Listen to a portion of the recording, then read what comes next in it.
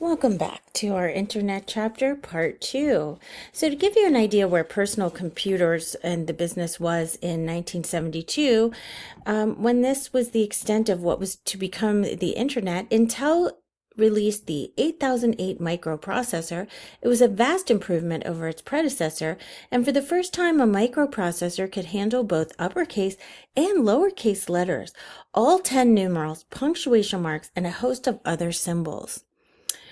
Um, so corporate America, the business press, and popular culture at this time mostly saw computers as an exorbitantly expensive tool for use only by large corporations and well-funded scientists or craft toys for hobbyists who read electronic journals. And what in the world would ordinary people want with a computer? Can you imagine your life today without computers?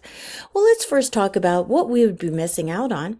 And the first killer app that we would be missing out on is email. Um, it was invented by Ray Tomlinson while working at ARPANET in 1971.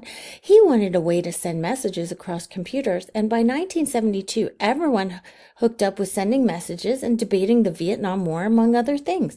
It's still one of the most used applications on the internet.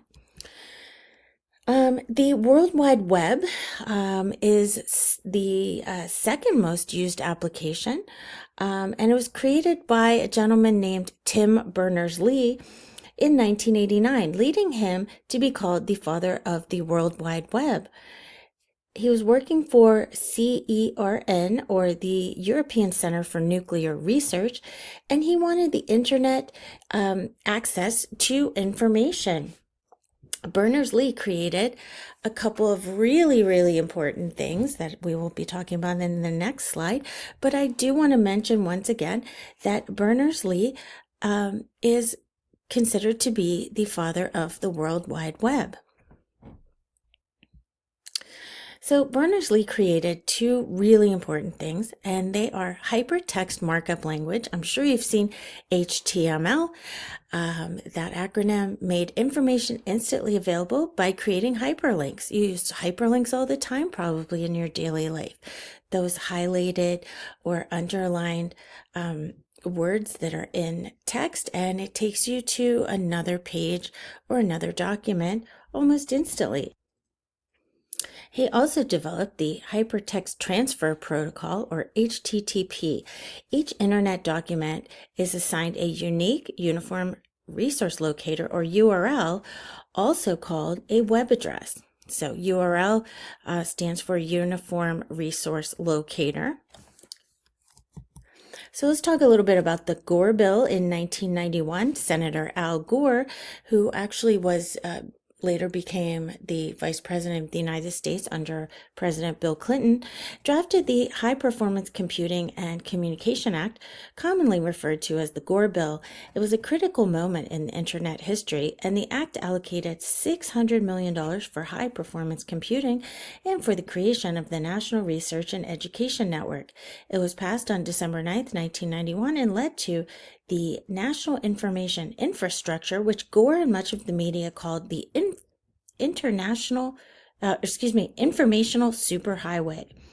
Gore's legislation also helped fund the National Center for Supercomputing Applications, where a team of programmers created the Mosaic web browser, as you can see here, started with Mark Andreessen. The text-based search engine called Gopher was the only way to search the web at this time. Mosaic's graphic interface made the internet commercially viable. In 1994, Mosaic joined forces with Silicon Graphics and changed its name to Netscape. It had 80% of browser markets by 1995. Microsoft launched Windows 95 and included a free browser called Internet Explorer. You can see Bill Gates' photo right there.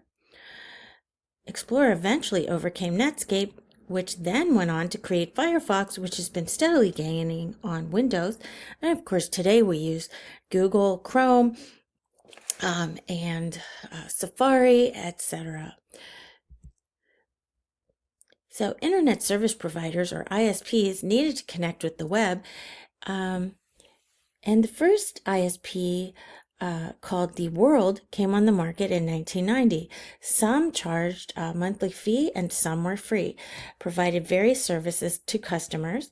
But let's talk about something you all have heard about and probably use every day. Search engines like Google were founded by two Stanford students, and we use the word today as a verb even, to Google something, like to Xerox something. Google began in January of 1996 as a research project by Larry Page, who was soon joined by Sergey Brin, when they were both PhD students at the Stanford University in California. They hypothesized that a search engine that analyzed the relationships between websites would produce better results than existing techniques, which ranked results according to the number of times the search term appeared on the page. Their search engine was originally nicknamed Backrub because the system checked backlinks to estimate the importance of a site. Page and Brin tested their thesis as part of their studies and laid the foundation for their search engine. Originally, the search engine used the Stanford University website, as you can see at the bottom of this page, with the domain google.stanford.edu. The domain google.com was registered on September 15th, 1997, and the company was incorporated as Google Inc. on September 4th of 1998 at a friend's garage in Menlo Park, California. Let's talk about another big one here with e-commerce, started by Jeff Bezos in 1994, and his company. It began as an online bookstore. Bezos reasoned that while even huge bookstores could carry only 200,000 titles, he could carry many more. He first called the bookstore Cadabra.com, but later renamed the company Amazon after the world's biggest river. In 1994, the company incorporated in the state of Washington,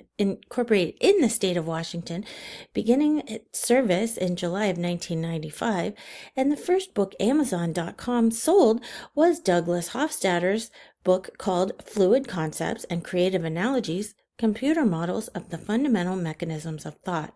Amazon.com issued its initial public offering stock on May 15, 1997, and it had an initial business plan that was unusual. The company did not expect a profit for 4 to 5 years. Other internet companies grew blindingly fast. You remember the dot-com bubble. Amazon's slow growth frustrated many stockholders, but when the dot-com bubble burst and many e-companies went out of business, Amazon persevered and finally turned a profit in the fourth quarter of 2001. Another popular one is eBay, an online auction website founded in San Jose, California on September 3rd, 1995 by French-born Iranian computer programmer Pierre Omidyar as Auction Web. In 1997, the company received approximately $5 million in funding from the venture capital firm Benchmark Capital. The very first item sold on eBay was a broken laser pointer. Can you believe that? For $14.83. Astonished, Omidyar contacted the winning bidder to ask if he understood that the laser printer was broken. In his responding email, the buyer explained, "I am a collector of broken laser pointers." A little bit of trivia for you there. The company officially changed the name of its service from AuctionWeb to eBay on September 1997. eBay went public in 1998, and both Omidyar and his partner Skoll became instant billionaires. The company purchased PayPal on October 14th, 2002. So, other ways we use the internet e-banking, internet radio, watching videos, concerts, etc. But I do want to mention that the internet speed of adoption eclipsed all other technologies that preceded it. For example, radio was in existence 38 years before 50 million people tuned in. Television took 13 years to reach that benchmark, and 16 years after the first PC kit came out, 50 million people were using one. And once that was open to the general public, the internet crossed that line in just 4 years. Thank you for joining us today for our Chapter 9 Internet. I hope you have a wonderful day, and I hope you've learned some interesting information.